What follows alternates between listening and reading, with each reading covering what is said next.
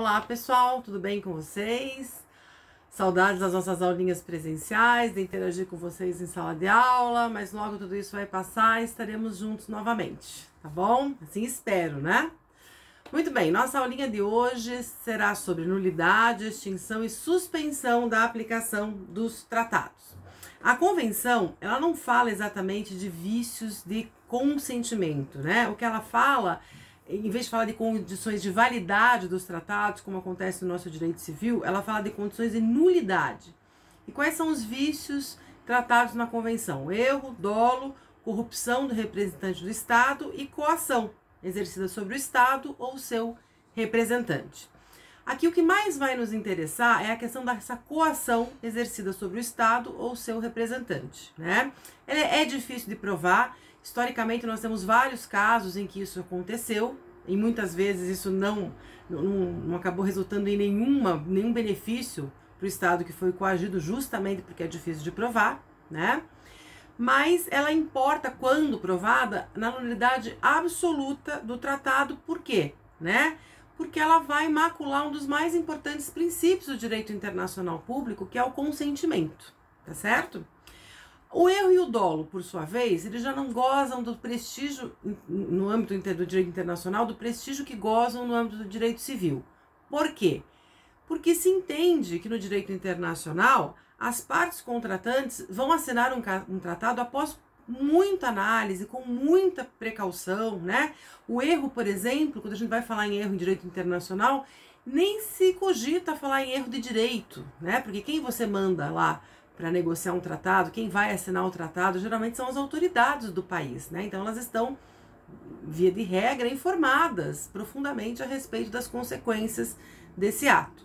Então, quando a gente fala em erro aqui, nós estamos falando, o que pode ser admitido em questão de erro, seria o erro de fato, que geralmente são aqueles erros relacionados com cartografia, com fronteiras, né? E erros que podem ser corrigidos, tá certo?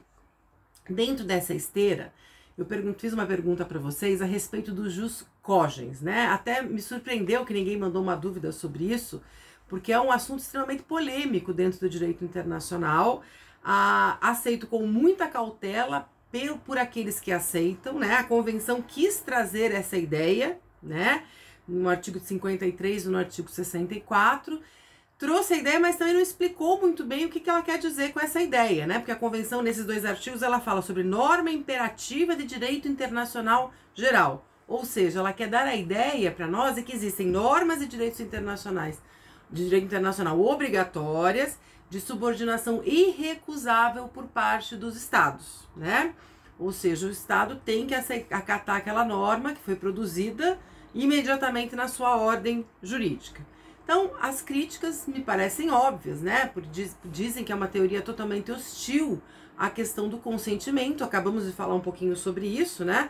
Consentimento é importantíssimo dentro do direito internacional público, em especial na questão dos tratados, porque é um direito contratual internacional, né? E fica aquela questão, ok, normas de direito internacional geral, de interesse geral, ok, mas quem é que vai representar esse interesse geral? Onde essa norma vai ser produzida, né? Então é uma norma, realmente é uma teoria muito polêmica, mas ela é interessante, né, quando nós falamos em questões de direitos humanos. Então, por exemplo, se eu estou falando de normas relacionadas a genocídio, a proibição de tráfico de escravos, de tráfico humano em geral, a proibição desse tipo de norma de direitos humanos, aí realmente essa norma, essa ideia já encontra uma simpatia maior, porque seria uma maneira, né, de nós termos quase que como se fossem normas humanitárias obrigatórias, né, para todas as nações. Mas como eu já disse antes, o ius cogens é uma ideia, está lá na convenção, pode ser interessante, pode ser meio romântica, mas ela é de difícil aplicação e sofre muitas críticas pela doutrina, tá certo? Agora vamos falar um pouquinho sobre as causas de extinção do tratado. Então a doutrina enumera, para vocês terem uma ideia, 10 causas. Então a execução integral do tratado, tem tratados que têm um objeto específico, a partir do momento que aquele objeto foi alcançado, o tratado será extinto. Expiração do prazo convencionado. Existem tratados que eles são concebidos para vigorar um determinado número de anos.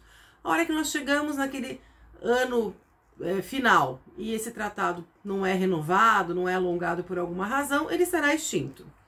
Muitas vezes o tratado tem uma condição resolutória prevista e quando essa condição acontece, o tratado é extinto. Um bom exemplo disso são aqueles tratados que eles são pensados para vigorar apenas se eu tiver, por exemplo, 60 estados-parte que ratificaram. Aí, a partir do momento que você começa a ter denúncias, ou seja, as partes começam a sair do tratado e eu passo a ter menos de que 60 estados-membros no tratado, esse é uma condição resolutória e o tratado vai ser extinto. Aí eu tenho o acordo mútuo entre as partes, a renúncia unilateral, a impossibilidade de execução, a denúncia. Quando uma das partes não executa, né, o seu combinado no tratado, isso também pode ser uma causa de extinção. A guerra quando sobrevém entre as partes também acaba extinguindo um tratado, né? E uma prescrição extintiva. O que vai nos interessar mais hoje aqui é falarmos sobre a extinção por acordo mútuo, por renúncia, por denúncia e por impossibilidade de execução. Vamos começar falando sobre o acordo mútuo, ou seja, a vontade de todos os participantes do tratado, a vontade comum, que leva o nome de abrogação, tá? Então, todos os países desejam terminar o tratado. Isso é possível? Super possível, né? Então, e essa possibilidade ela pode estar expressa no próprio corpo do tratado, né? Que esse tratado poderá ser abrogado e muitas vezes até o tratado já previamente estipula como o modus operandi dessa abrogação. Se ele só estipula que pode ser abrogado, mas não estipula o modus operandi, as partes vão ter que se reunir, né, para combinar como será esse modus operandi, tá? Muitas vezes o tratado nada dispõe sobre a possibilidade de abrogação. Isso significa que nós temos tratados imunes à abrogação? Não. Nenhum tratado é imune à abrogação, tá? Essa possibilidade pode acontecer mesmo que não esteja prevista no corpo do tratado. Existe tratado que pode ser abrogado por maioria, pela maioria dos estados? Aí nós temos uma situação. Se isso já estiver previsto no corpo do tratado, sim, porque aí o país que ingressou no tratado já está sabendo dessa possibilidade.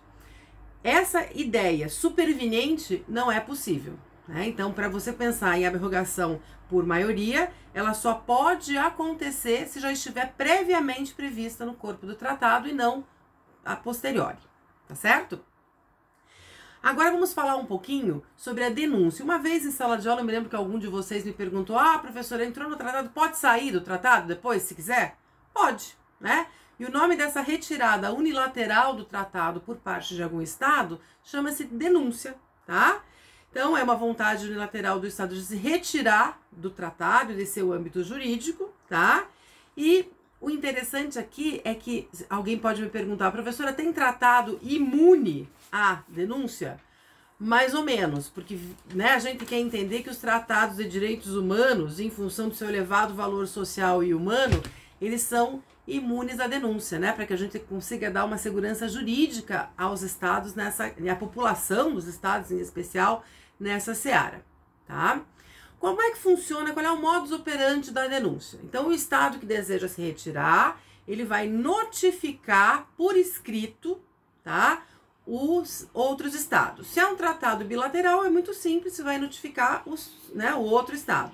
Se é um tratado multilateral, essa notificação ela tem que ser enviada para o estado depositário, que já conversamos sobre isso, né? Quem é o depositário, já falamos sobre isso no outro vídeo, tá? Após ter enviado essa notificação, passamos a ter algo chamado de prazo de acomodação. Não é porque você enviou, você estado, né? O estado X enviou a notificação que ele já está automaticamente fora do tratado. Não, né? Porque um tratado, especialmente multilateral, ele tem muitas consequências, né? Para todos os lados. Então, a própria legislação internacional estipula que precisa haver um prazo de acomodação. Então, o Estado só vai se desobrigar com relação ao tratado após o término desse prazo de acomodação. E de quanto é? De quanto tempo é esse prazo de acomodação? Em tese, entre 6 a 12 meses. Pode acontecer de ser maior, sem dúvida nenhuma. Tá certo? A denúncia, ela é retratável, ou seja, o Estado denunciou, de repente se arrependeu de ter denunciado, quer voltar novamente para o âmbito jurídico do tratado. Pode. Aí nós temos duas situações. No prazo de acomodação, sem dúvida nenhuma, pode voltar atrás, desistir e continua sendo estado parte do tratado.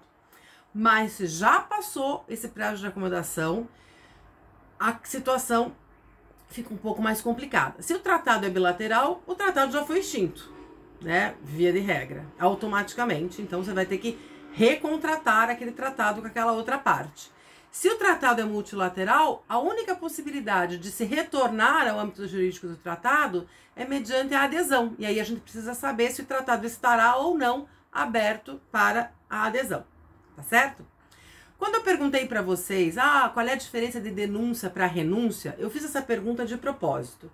Porque muitas vezes eu pergunto nas provas, disserte sobre a retirada unilateral de um país de um tratado. E o pessoal, em vez de escrever denúncia, escreve renúncia. Isso não significa a mesma coisa quando nós estamos falando em extinção de tratados. Quando eu estou falando em renúncia, eu estou falando sobre um ato unilateral também, mas que só pode ser exercido por um país, por um estado que é exclusivamente beneficiado por um tratado. Então é aquele estado que está no bem bom, que só tem direitos, só tem vantagens, e por determinado motivo ele resolve não querer mais fazer parte desse tratado, que ele é o único e exclusivo beneficiário.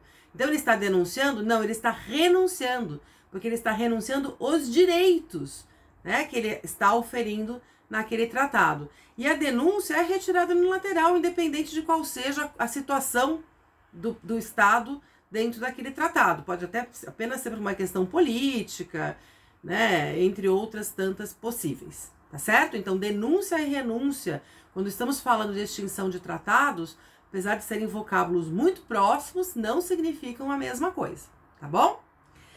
Agora nós vamos falar sobre a execução tornada impossível, que é a ideia da aplicação da rebus sic stantibus para os tratados internacionais. A convenção fala para nós que, por si só, a mudança fundamental das circunstâncias não pode ser invocada como justificativa para descumprir um tratado. É interessante essa posição porque muitos países iriam, vamos assim dizer, se folgar nessa possibilidade, né? Então, o país mais rico, que estava lá numa situação de maior vantagem, ele diz, não, agora mudou meu governo, mudou minha situação, mudaram meus interesses políticos, então é rebus sic stantibus. Não, né? Então a convenção acertadamente colocou aqui no artigo 62 quais seriam as possibilidades que podem ser consideradas mudanças fundamentais de circunstâncias capazes, né, de serem invocadas para justificar esse não cumprimento de tratado. Então, o artigo diz que essas circunstâncias são aquelas que tiverem constituído uma condição essencial para o consentimento das partes quanto ao tratado, e quando essa mudança tiver um efeito de modificar radicalmente as obrigações que as partes assumiram, que já estão envolvidas e que ainda podem vir a aparecer no futuro. Então, apenas nessas condições que a rebus sic stantibus pode ser aplicada na questão de extinção de tratados, tá bom?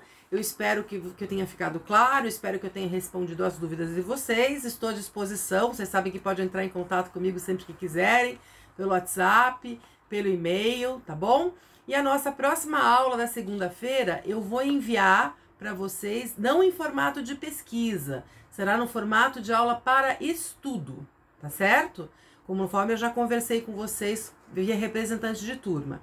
E esses vídeos dessa aula na segunda-feira que vem, eles vão ser disponibilizados após o feriado de 1º de maio, tá bom?